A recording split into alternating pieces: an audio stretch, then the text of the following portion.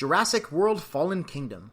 This movie is a rather interesting addition to the Jurassic Park series because it's very divisive in terms of people's overall opinion on it. People either really like this movie or they really hate this movie. For me, I fall into the crowd that enjoys this movie. I remember when I heard news of another Jurassic Park sequel shortly after seeing Jurassic World, and I was so excited, and it was only 3 years away. Now 3 years may seem like a long time, but remember, I waited 14 years for Jurassic World. Waiting 3 years for this movie was nothing in comparison, and those 3 years flew by like they were nothing. Fallen Kingdom was released in 2018, and overall, gave me a fun experience. Maybe not as much fun as I had watching Jurassic World, but still an enjoyable experience.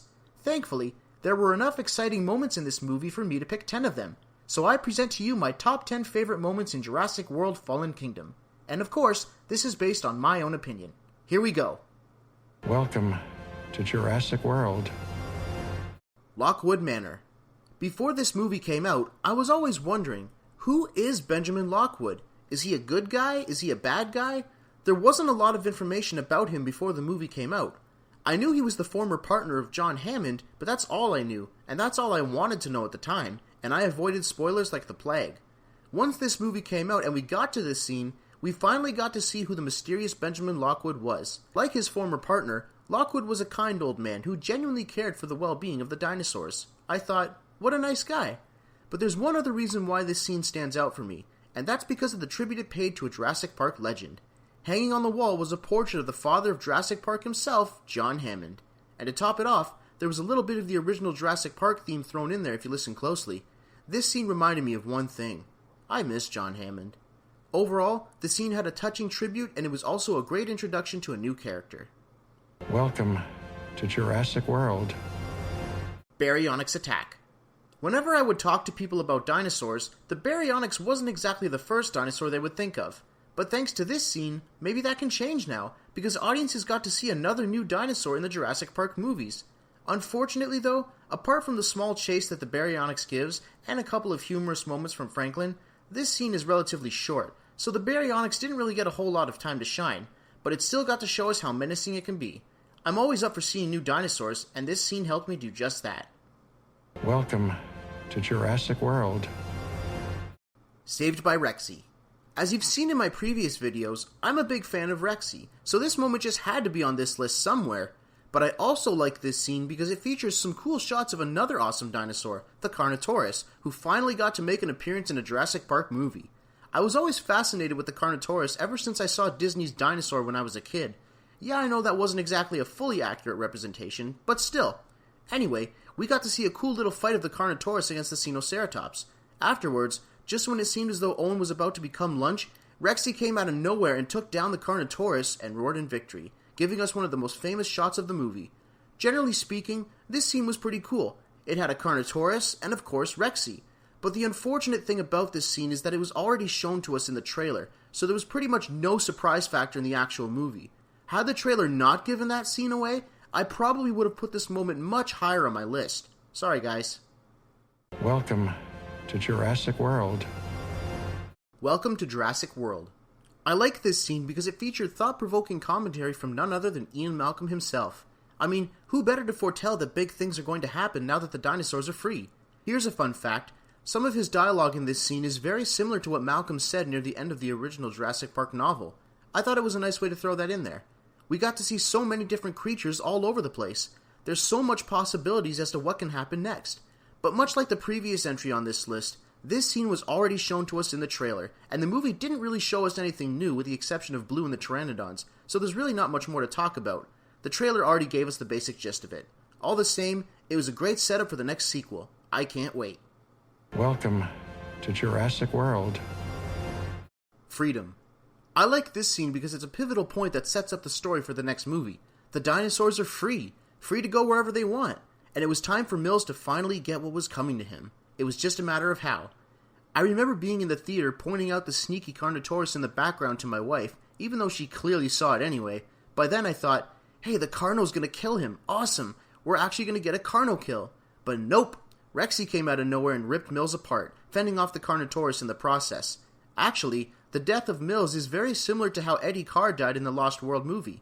Just before she escapes to freedom, Rexy roars with dominance and destroys the last remains of the Indominus Rex, symbolizing that we're not going to be seeing any more super hybrids for the rest of the series. Overall, it was another great setup for the next sequel. Welcome to Jurassic World. The death of Jurassic Park. Yep, we're going there. The saddest and most heart-wrenching moment in all of the Jurassic Park movies so far.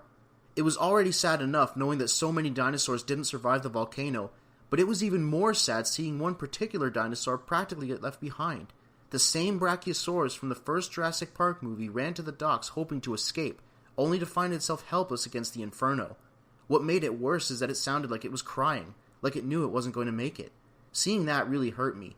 Then it jumped on its hind legs just like it did way back in the first Jurassic Park movie and made one last call.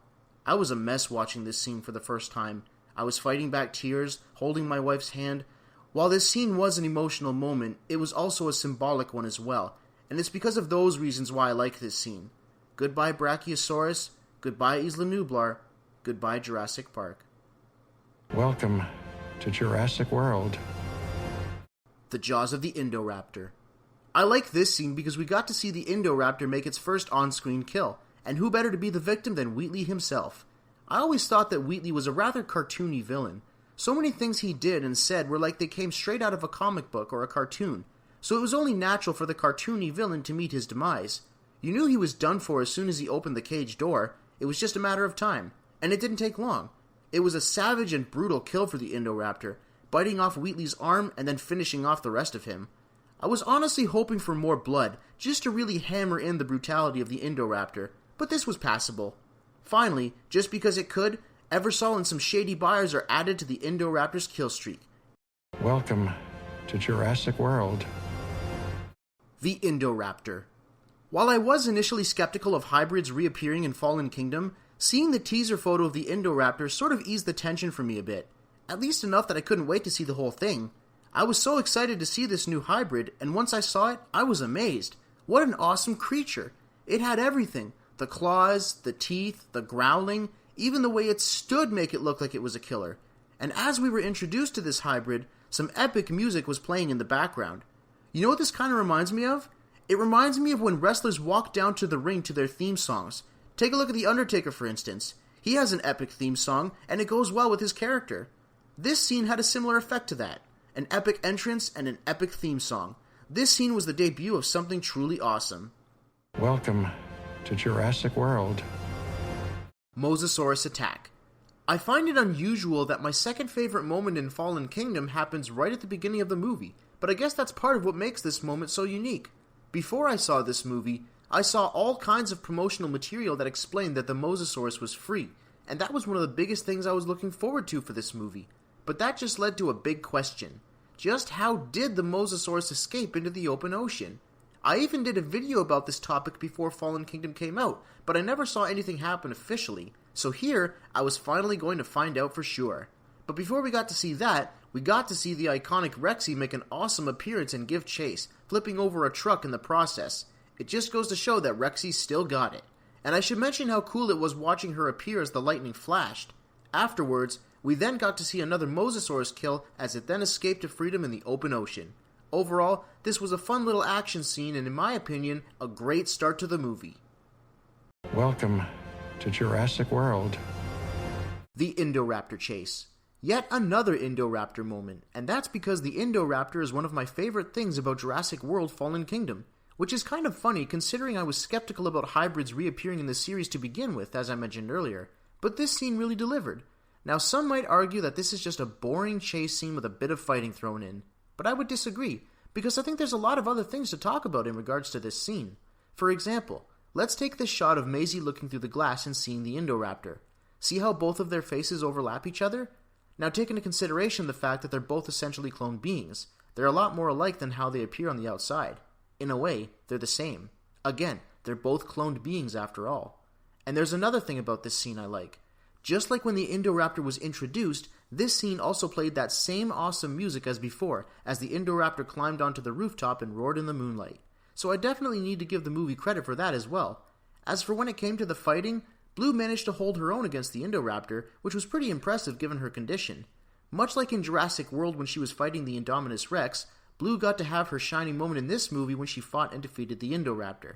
For me, this scene was fast-paced action filled with thrills and excitement, and it's because of those things that I enjoy these movies so much, and I will admit, there's something about dinosaur chase scenes that really intrigues me.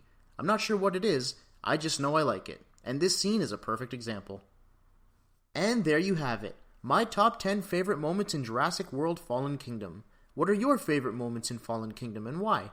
Talk about it in the comments, I'd love to hear your thoughts. Thank you for watching this video. If you want to see more, check out my channel, and I'd really love it if you could subscribe to me. Thanks again, and I'll see you next video.